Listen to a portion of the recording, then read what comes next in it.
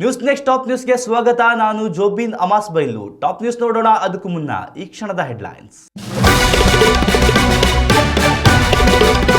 ಕರ್ನಾಟಕದಲ್ಲಿ ಮುಂದುವರಿದ ವರ್ಷಧಾರೆ. ಕರಾವಳಿ, ಮಲೆನಾಡು ಸೇರಿದಂತೆ 6 ಜಿಲ್ಲೆಗಳಿಗೆ ಯೆಲ್ಲೋ ಅಲರ್ಟ್. ಸಿಲಿಕಾನ್ ಸಿಟಿಯಲ್ಲೂ ವರುಣಾರ್ಭಟ. ದಕ್ಷಿಣ ಕನ್ನಡದಲ್ಲಿ ನಿರಂತರ ಮಳೆಯಿಂದ ಹೊಸ ಸಂಕಷ್ಟ. ಅಡಿಕೆ ಮರಕ್ಕೆ ಬಾಧಿಸುತ್ತಿದೆ ಕೊಳೆ ರೋಗ. ತೀವ್ರ ಸಂಕಷ್ಟದಲ್ಲಿ ಕಂಗು ಬೆಳೆಗಾರರು. ಎಲ್ಪಿಜಿ ಗ್ರಾಹಕರಿಗೆ ಬಿಗ್ ಅಲರ್ಟ್. ಇಕೆವೈಸಿ ಮಾಡಿಸದಿದ್ರೆ ಗ್ಯಾಸ್ ಕನೆಕ್ಷನ್ ಕಟ್. ಆಗಸ್ಟ್ 15ಕ್ಕೆ ಡೆಡ್ಲೈನ್ ಫಿಕ್ಸ್. ಯುಪಿಐ ಬಳಕೆದಾರರಿಗೆ ಕೇಂದ್ರದಿಂದ ಗುಡ್ ನ್ಯೂಸ್. ಡಿಜಿಟಲ್ ಪಾವತಿ ಎಂದಿನಂತೆ ಸಂಪೂರ್ಣ ಉಚಿತ. ಪಾವತಿ ಶುಲ್ಕ ವದಂತಿಗಳಿಗೆ ಕೊನೆಗೂ ತೆರೆ. ರಾಜ್ಯ ಶಿಕ್ಷಣ ಇಲಾಖೆಯಿಂದ ಹೊರಬಿತ್ತು ಮಹತ್ವದ ಆದೇಶ. ಇನ್ಮುಂದೆ ಎಸ್ಎಸ್ಎಲ್ಸಿ, ಪಿಯುಸಿ ಅಂಕಪಟ್ಟಿಗಳಲ್ಲಿ ಯುಡೈಸ್ ಕೋಡ್ ಕಡ್ಡಾಯ. ಡಿಜಿಲಾಕರ್ನಲ್ಲಿ ಸಿಗಲಿದೆ ಹೈಟೆಕ್ ಮಾಸ್ ಕಾರ್ಡ್. ರಾಜ್ಯದಲ್ಲಿ ಮುಂಗಾರು ಮಾರುತಗಳು ಮತ್ತೆ ಚುರುಕುಗೊಂಡಿದ್ದು ಕರಾವಳಿ ಹಾಗೂ ಮಲೆನಾಡು ಭಾಗದ ಜನರಲ್ಲಿ ಆತಂಕವನ್ನ ಮೂಡಿಸಿದೆ. ಕಳೆದ ಕೆಲವು ದಿನಗಳಿಂದ ಬಿಡುವು ನೀಡಿದ್ದ ವರುಣದೇವ ಈಗ ಮತ್ತೆ ತನ್ನ ಆರ್ಭಟವನ್ನು ಆರಂಭಿಸಿದ್ದಾನೆ. ಹವಾಮಾನ ಇಲಾಖೆಯ ಮುನ್ಸೂಚನೆ ಪ್ರಕಾರ ಮುಂಬರುವ ದಿನಗಳಲ್ಲಿ ಮಳೆಯ ತೀವ್ರತೆ ಇನ್ನಷ್ಟು ಹೆಚ್ಚಾಗುವ ಸಾಧ್ಯತೆ ಇದೆ. ಮುಖ್ಯವಾಗಿ ಕೊಡಗು, ಶಿವಮೊಗ್ಗ ಹಾಗೂ ಚಿಕ್ಕಮಗಳೂರು ಜಿಲ್ಲೆಗಳಲ್ಲಿ ನಿರಂತರವಾಗಿ ಮಳೆ ಸುರಿಯುತ್ತಿದ್ದು, ಇದರೊಂದಿಗೆ ಸಮುದ್ರ ತೀರದ ಜಿಲ್ಲೆಗಳಾದ ಉಡುಪಿ, ದಕ್ಷಿಣ ಕನ್ನಡ ಮತ್ತು ಉತ್ತರ ಕನ್ನಡದಲ್ಲೂ ಭಾರಿ ಮಳೆಯಾಗ್ತಿದ್ದು ಜನಜೀವನ ಸಂಪೂರ್ಣ ಅಸ್ತವ್ಯಸ್ತಗೊಂಡಿದೆ. ಈ ಹಿನ್ನೆಲೆಯಲ್ಲಿ ಮುನ್ನೆಚ್ಚರಿಕೆ ಕ್ರಮವಾಗಿ ಹವಾಮಾನ ಇಲಾಖೆಯು 6 ಜಿಲ್ಲೆಗಳಿಗೆ ಯೆಲ್ಲೋ ಅಲರ್ಟ್ ಅನ್ನು ಘೋಷಿಸಿದೆ. ಭಾರಿ ಮಳೆಯ ಜೊತೆಗೆ ಗಂಟೆಗೆ ಸುಮಾರು 40 ಕಿಲೋಮೀಟರ್ ವೇಗದಲ್ಲಿ ಬಲವಾದ ಗಾಳಿ ಬೀಸುವ ಸಾಧ್ಯತೆ ಇದೆ ಎಂದು ವಿಜ್ಞಾನಿಗಳು ಎಚ್ಚರಿಸಿದ್ದಾರೆ. ನದಿಗಳ ನೀರಿನ ಮಟ್ಟ ದಿಢೀರನೆ ಹೆಚ್ಚಾಗ್ತಿರೋದ್ರಿಂದ ತೀರ ಪ್ರದೇಶದ ನಿವಾಸಿಗಳು ಸುರಕ್ಷಿತ ಸ್ಥಳಗಳಿಗೆ ತೆರಳಲು ಸೂಚಿಸಲಾಗಿದೆ. ಅತಿವೃಷ್ಟಿಯಿಂದ ಗುಡ್ಡಗಾಡು ಪ್ರದೇಶಗಳಲ್ಲಿ ಭೂಕುಸಿತದ ಭೀತಿ ಎದುರಾಗಿದ್ದು, ಸಾರ್ವಜನಿಕರು ಅನಗತ್ಯವಾಗಿ ದೂರದ ಪ್ರಯಾಣ ಮಾಡದಂತೆ ಜಿಲ್ಲಾಡಳಿತಗಳು ಕಟ್ಟುನಿಟ್ಟಿನ ಆದೇಶವನ್ನು ಹೊರಡಿಸಿವೆ. ಇತ್ತ ರಾಜಧಾನಿ ಬೆಂಗಳೂರಿನಲ್ಲಿ ಹವಾಮಾನ ವೈಪರೀತ್ಯ ಉಂಟಾಗಿದ್ದು, ಕಳೆದ 2 ದಿನಗಳಿಂದ ಸೂರ್ಯನ ದರ್ಶನ ಅಪರೂಪ ಎಂಬಂತ ವಾತಾವರಣ ಕೂಡ ನಿರ್ಮಾಣವಾಗಿದೆ. ನಗರದಾದ್ಯಂತ ಮೋಡ ಕವಿದ ವಾತಾವರಣವಿದ್ದು, ಕಚೇರಿಗಳಿಗೆ ತೆರಳುವ ಸಾರ್ವಜನಿಕರು ಹಾಗೂ ವಾಹನ ಸವಾರರು ರಸ್ತೆಗಳಲ್ಲಿ ಜಲಾವೃತವಾಗುವ ತಗ್ಗು ಪ್ರದೇಶಗಳ ಬಗ್ಗೆ ಜಾಗರೂಕರಾಗಿರಬೇಕು. ಈ ಮಳೆ ನಗರವಾಸಿಗಳಿಗೆ ಸಂಚಾರದ ಸಮಸ್ಯೆ ತಂದಿಟ್ಟರು ಕೃಷಿ ಚಟುವಟಿಕೆಗಳನ್ನು ನಂಬಿರುವ ಗ್ರಾಮೀಣ ಭಾಗದ ರೈತರಿಗೆ ಹೊಸ ಆಶಾಕಿರಣವನ್ನು ಮೂಡಿಸಿದೆ. ಒಣಗುತ್ತಿದ್ದ ಬೆಳೆಗಳಿಗೆ ಈ ನೀರು ಜೀವಕಲೆಯಾಗಿದ್ದು, ಜಲಾಶಯಗಳ ಒಳಹರಿವು ಹೆಚ್ಚುತ್ತಿರುವುದು ಕೃಷಿಕರ ಮುಖದಲ್ಲಿ ಮಂದಹಾಸ ತಂದಿದೆ. ಆದರೆ ಪ್ರಕೃತಿ ವಿಕೋಪದಂತಹ ಸಂದರ್ಭ ಎದುರಾದಲ್ಲಿ ಸೂಕ್ತ ಮುಂಜಾಗ್ರತೆ ವಹಿಸುವಂತೆ ಹವಾಮಾನ ಇಲಾಖೆ ಸಾರ್ವಜನಿಕರಲ್ಲಿ ಮನವಿ ಮಾಡಿದೆ. ಕರಾವಳಿ ತೀರದ ದಕ್ಷಿಣ ಕನ್ನಡ ಜಿಲ್ಲೆಯಲ್ಲಿ ವರುಣನ ಆರ್ಭಟ ದಿನದಿಂದ ದಿನಕ್ಕೆ ತೀವ್ರಗೊಳ್ಳುತ್ತಿದ್ದು, ಇದು ಪ್ರಮುಖ ವಾಣಿಜ್ಯ ಬೆಳೆಯಾದ ಅಡಿಕೆಯನ್ನು ನಂಬಿಕೊಂಡಿರುವ ಕೃಷಿಕರ ನಿದ್ದೆಗೆಡಿಸಿದೆ. ಈ ವರ್ಷ ಮುಂಗಾರು ಮಾರುತಗಳು ಕರಾವಳಿಗೆ ಪ್ರವೇಶಿಸಲು 1 ತಿಂಗಳು ತಡವಾಗಿದ್ರೂ ತದನಂತರ ಸುರಿತಿರುವ ನಿರಂತರ ಮಳೆ ತೋಟಗಳನ್ನು ಜಲಾವೃತಗೊಳಿಸಿದೆ. ಅಡಿಕೆ ಮರಗಳಿಗೆ ಮಳೆಗಾಲದಲ್ಲಿ ಎದುರಾಗುವಂತಹ ಅತ್ಯಂತ ಭೀಕರವಾದ ಕೊಳೆ ರೋಗವನ್ನು ತಡೆಗಟ್ಟಲು ಬೋರ್ಡೋ ದ್ರಾವಣ ಸಿಂಪಡಣೆ ಅತ್ಯಗತ್ಯ. ಆದರೆ ನಿರಂತರವಾಗಿ ಸುರಿಯುತ್ತಿರುವ ಮಳೆಯಿಂದಾಗಿ ತೋಟಗಳಿಗೆ ಇಳಿದು ಔಷಧಿ ಸಿಂಪಡಿಸಲು ರೈತರಿಗೆ ಬಿಡುವೆ ಸಿಗ್ತಿಲ್ಲ. ಮಳೆ ನಡುವೆ ಸಿಂಪಡಿಸಿದ್ರೂ ಔಷಧವು ತೊಳೆದು ಹೋಗುವುದರಿಂದ ಯಾವುದೇ ಪ್ರಯೋಜನವಾಗ್ತಾ ಇಲ್ಲ. ಈಗಾಗಲೇ ಜಿಲ್ಲೆಯ ಬೆಳ್ತಂಗಡಿ ಸೇರಿದಂತೆ ಹಲವು ಭಾಗಗಳ ತೋಟಗಳಲ್ಲಿ ಎಳೆ ಅಡಿಕೆ ಕಾಯಿಗಳು ನೆಲಕ್ಕುದುರಲಾರಂಭಿಸಿದ್ದು, ಇದು ತೋಟಗಾರರಲ್ಲಿ ಭೀತಿಯನ್ನು ಹೆಚ್ಚಿಸಿದೆ. ರೈತರ ಪರಿಸ್ಥಿತಿ ಇಷ್ಟಕ್ಕೆ ಮುಗಿಯದೆ ಮಾರುಕಟ್ಟೆಯಲ್ಲಿ ಔಷಧ ತಯಾರಿಕೆಗೆ ಬಳಸುವ ಮೈಲ್ತುತ್ತಿನ ಬೆಲೆ ಕೂಡ ದುಪ್ಪಟ್ಟಾಗಿರುವುದು ಗಾಯದ ಮೇಲೆ ಬರೆ ಎಳೆದಂತಾಗಿದೆ. ಕಳೆದ ಸಾಲಿನಲ್ಲಿ ಕೇವಲ 250 ರೂಪಾಯಿ ಆಸುಪಾಸಿನಲ್ಲಿದ್ದ 1 ಕೆಜಿ ಮೈಲ್ತುತ್ತಿನ ಬೆಲೆ ಪ್ರಸಕ್ತ ವರ್ಷದಲ್ಲಿ 500 ರೂಪಾಯಿಗಳನ್ನು ದಾಟಿದೆ. ಇದರೊಂದಿಗೆ ತೋಟದ ಕೆಲಸಗಳಿಗೆ ನುರಿತ ಕಾರ್ಮಿಕರ ಅಭಾವವು ತೀವ್ರವಾಗಿ ಕಾಡುತ್ತಿದ್ದು, ಈ ಬಿಕ್ಕಟ್ಟಿನ ಸಮಯದಲ್ಲಿ ಕೃಷಿಕರ ನೆರವಿಗೆ ಧಾವಿಸಿರುವ ಸರ್ಕಾರಿ ತೋಟಗಾರಿಕೆ ಇಲಾಖೆ ಮೈಲ್ತುತ್ತು ಖರೀದಿಗೆ ವಿಶೇಷ ಸಹಾಯಧನವನ್ನು ಘೋಷಿಸಿದೆ. ಆಸಕ್ತ ಬೆಳೆಗಾರರು ತಕ್ಷಣವೇ ಅಗತ್ಯ ಜಿಎಸ್ಟಿ ರಸೀದಿಗಳು, ಆಧಾರ್ ಕಾರ್ಡ್, ಬ್ಯಾಂಕ್ ಖಾತೆ ವಿವರ ಹಾಗೂ ಭೂಮಿಯ ಆರ್ಟಿಸಿ ದಾಖಲೆಗಳೊಂದಿಗೆ ಸ್ಥಳೀಯ ಕಚೇರಿಗೆ ಅರ್ಜಿ ಸಲ್ಲಿಸಿ ಆರ್ಥಿಕ ನೆರವು ಪಡೆಯಬಹುದಾಗಿದೆ. ಕಳೆದ ವರ್ಷ ಭೀಕರ ನಷ್ಟ ಅನುಭವಿಸಿದ್ದ ಕರಾವಳಿಯ ರೈತ ಸಮುದಾಯವು ಈ ಬಾರಿಯಾದರೂ ಉತ್ತಮ ಫಸಲು ಪಡೆಯಲು ಪ್ರಕೃತಿಯು ಕೊಂಚ ಬಿಡುವು ನೀಡಲಿ ಎಂದು ಪ್ರಾರ್ಥಿಸುತ್ತಿದೆ. ದೇಶದ ಗೃಹ ಬಳಕೆ ಅಡುಗೆ ಅನಿಲ ಸಂಪರ್ಕ ಹೊಂದಿರುವ ಪ್ರತಿಯೊಬ್ಬ ನಾಗರಿಕರಿಗೂ ಕೇಂದ್ರ ಸರ್ಕಾರ ಹೊಸ ಮಾರ್ಗಸೂಚಿಯನ್ನು ಪ್ರಕಟಿಸಿದ್ದು, ತಮ್ಮ ಸಿಲಿಂಡರ್ ಖಾತೆಗೆ ಆಧಾರ್ ಇಕೆವೈಸಿ ಮಾಡಿಸುವುದನ್ನು ಕಡ್ಡಾಯಗೊಳಿಸಿದೆ.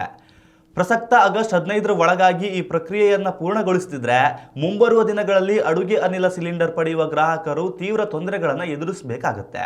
ಮಾರುಕಟ್ಟೆಯಲ್ಲಿನ ಅನಧಿಕೃತ ಗ್ಯಾಸ್ ಸಂಪರ್ಕಗಳಿಗೆ ಬ್ರೇಕ್ ಹಾಕಲು ಹಾಗೂ ಕೇವಲ ಅರ್ಹ ಫಲಾನುಭವಿಗಳಿಗೆ ಮಾತ್ರ ಸರ್ಕಾರದ ಸಬ್ಸಿಡಿ ಮೊತ್ತವನ್ನು ತಲುಪಿಸುವ ಉದಾತ್ತ ಉದ್ದೇಶದಿಂದ ತೈಲ ಕಂಪನಿಗಳು ಈ ಕಟ್ಟುನಿಟ್ಟಿನ ಕ್ರಮಕ್ಕೆ ಮುಂದಾಗಿವೆ. ನಿಗದಿತ ಗಡುವಿನೊಳಗೆ ತಮ್ಮ ದಾಖಲೆಗಳನ್ನು ನವೀಕರಿಸಿದ ಗ್ರಾಹಕರ ಸಂಪರ್ಕಗಳನ್ನು ತಾತ್ಕಾಲಿಕವಾಗಿ ಅಮಾನತುಗೊಳಿಸುವ ಸಾಧ್ಯತೆಯೂ ಇದೆ. ಒಂದು ವೇಳೆ ನಿಗದಿತ ದಿನಾಂಕದೊಳಗೆ ಇಕೆವೈಸಿ ಪೂರ್ಣಗೊಳ್ಳದಿದ್ದರೆ ಗ್ರಾಹಕರು ಸಾಮಾನ್ಯ ಗೃಹ ಬಳಕೆಯ ರಿಯಾಯಿತಿ ದರ ಸಿಲಿಂಡರ್ ವಂಚಿತರಾಗಬೇಕಾಗುತ್ತೆ. ಅಂಥ ಸಂದರ್ಭದಲ್ಲಿ ವಾಣಿಜ್ಯ ಉದ್ದೇಶದ ಸಿಲಿಂಡರ್ಗಳಂತೆ ಬರೋಬ್ಬರಿ 2,108 ರೂಪಾಯಿಗಳ ಭಾರಿ ಮೊತ್ತವನ್ನು ಪಾವತಿಸಿ ಅನಿಲವನ್ನು ಖರೀದಿಸಬೇಕಾದಂಥ ಪರಿಸ್ಥಿತಿ ನಿರ್ಮಾಣವಾಗಬಹುದು. ಇದರಿಂದ ಮಧ್ಯಮ ವರ್ಗದ ಜನರ ಮಾಸಿಕ ಬಜೆಟ್ ಏರುಪೇರಾಗುವುದರಲ್ಲಿ ಯಾವುದೇ ಸಂಶಯವಿಲ್ಲ. ಆದಾಗ್ಯೂ ಈ ಪ್ರಕ್ರಿಯೆಗಾಗಿ ಸಾರ್ವಜನಿಕರು ಗ್ಯಾಸ್ ಏಜೆನ್ಸಿಗಳ ಮುಂದೆ ಸುದೀರ್ಘ ಸಾಲಿನಲ್ಲಿ ನಿಂತು ಕಾಯುವ ಅಗತ್ಯವಿಲ್ಲ. ಗ್ರಾಹಕರು ತಮ್ಮ ಅಡುಗೆ ಅನಿಲ ಪೂರೈಸುವ ಕಂಪನಿಗಳ ಅಧಿಕೃತ ಮೊಬೈಲ್ ಅಪ್ಲಿಕೇಶನ್ಗಳನ್ನು ಡೌನ್ಲೋಡ್ ಮಾಡಿಕೊಂಡು ನೋಂದಾಯಿತ ಮೊಬೈಲ್ ಸಂಖ್ಯೆ ಸಹಾಯದಿಂದ ಸುಲಭವಾಗಿ ಲಾಗಿನ್ ಆಗಬಹುದು. ಅಲ್ಲಿ ಕಾಣಿಸುವ ಆಧಾರ್ ಪರಿಶೀಲನೆಯ ವಿಭಾಗವನ್ನು ಆಯ್ದುಕೊಂಡು ಮೊಬೈಲ್ ಕ್ಯಾಮೆರಾ ಮುಖಾಂತರ ಮುಖದ ದೃಢೀಕರಣ ಪ್ರಕ್ರಿಯೆಯನ್ನ ಕೇವಲ ನಿಮಿಷಗಳಲ್ಲಿ ಯಶಸ್ವಿಯಾಗಿ ಮುಗಿಸಬಹುದಾಗಿದೆ. ಡಿಜಿಟಲ್ ತಂತ್ರಜ್ಞಾನ ಬಳಕೆ ತಿಳಿಯದ ಗ್ರಾಹಕರು ಮಾತ್ರ ತಮ್ಮ ಹತ್ತಿರದ ವಿತರಕರ ಕಚೇರಿಗೆ ನೇರವಾಗಿ ಭೇಟಿ ನೀಡಿ ಈ ಕಾರ್ಯವನ್ನು ಮಾಡಿಸಿಕೊಳ್ಳಲು ಸೂಚಿಸಲಾಗಿದೆ. ಯಾವುದೇ ಅಡೆತಡೆಗಳಿಲ್ಲದೆ ಸಬ್ಸಿಡಿ ಸೌಲಭ್ಯವನ್ನು ಮುಂದುವರಿಸಲು ತಕ್ಷಣವೇ ಈ ಪ್ರಕ್ರಿಯೆಯನ್ನು ಮುಗಿಸುವುದು ಉತ್ತಮವಾಗಿದೆ. ಉತ್ತಮ ಸಂಸ್ಕಾರಯುತ ಶಿಕ್ಷಣದೊಂದಿಗೆ VSS English medium CBSE school Udupi Muddur.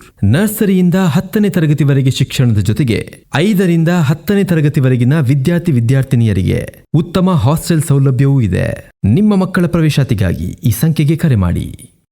ದೇಶದ ಆರ್ಥಿಕ ವ್ಯವಸ್ಥೆಯಲ್ಲಿ ಕ್ರಾಂತಿಕಾರಿ ಬದಲಾವಣೆ ತಂದಿರುವ ಯುಪಿಐ ಡಿಜಿಟಲ್ ಪಾವತಿ ವ್ಯವಸ್ಥೆಯ ಮೇಲೆ ಹೊಸದಾಗಿ ಶುಲ್ಕ ವಿಧಿಸಲಾಗುತ್ತಿದೆ ಎಂಬ ವದಂತಿಗಳು ಸಾರ್ವಜನಿಕರಲ್ಲಿ ತೀವ್ರ ಆತಂಕ ಮೂಡಿಸಿದ್ವು.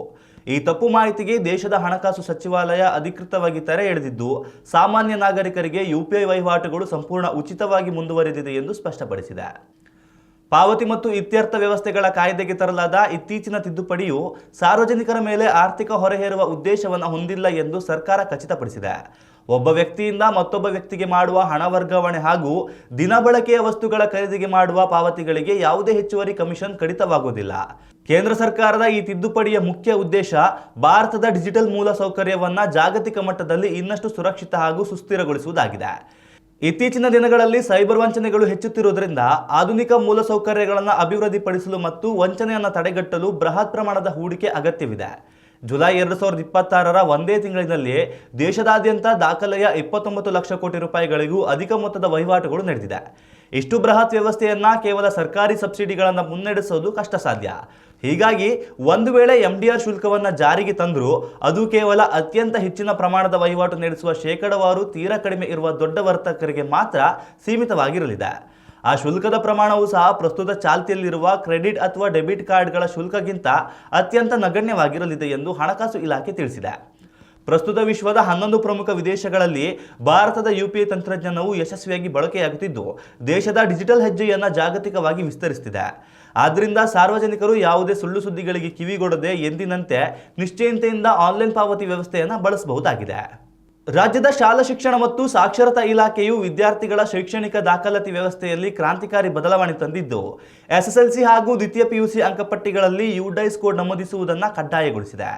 ಕೇಂದ್ರ ಶಿಕ್ಷಣ ಸಚಿವಾಲಯದ ಕಟ್ಟುನಿಟ್ಟಿನ ನಿರ್ದೇಶನದ ಮೇರೆಗೆ ಈ ಹೊಸ ತಂತ್ರಜ್ಞಾನ ಆಧಾರಿತ ನಿಯಮವನ್ನು ರೂಪಿಸಲಾಗಿದ್ದು, ಮುಂಬರುವ 2026-27ನೇ ಶೈಕ್ಷಣಿಕ ಸಾಲಿನಿಂದಲೇ ಇದು ಅಧಿಕೃತವಾಗಿ ಜಾರಿಗೆ ಬರಲಿದೆ.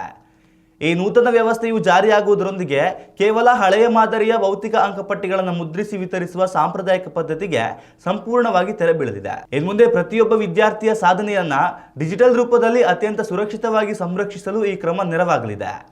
ನೂತನ ಡಿಜಿಟಲ್ ವ್ಯವಸ್ಥೆ ಅಡಿಯಲ್ಲಿ ನ್ಯಾಷನಲ್ ಅಕಾಡೆಮಿಕ್ ಡೆಪಾಸಿಟರ್ ಹಾಗೂ ಡಿಜಿಲಾಕರ್ ಅಪ್ಲಿಕೇಶನ್ಗಳಲ್ಲಿ ಅಪ್ಲೋಡ್ ಮಾಡಲಾಗುವ ಪ್ರತಿಯೊಂದು ವಿದ್ಯಾರ್ಥಿಯ ಅಂಕಪಟ್ಟಿಯು ಹಲವು ಪ್ರಮುಖ ಸಾಕ್ಷರತಾ ವೈಶಿಷ್ಟ್ಯಗಳನ್ನು ಒಳಗೊಂಡಿರುತ್ತೆ.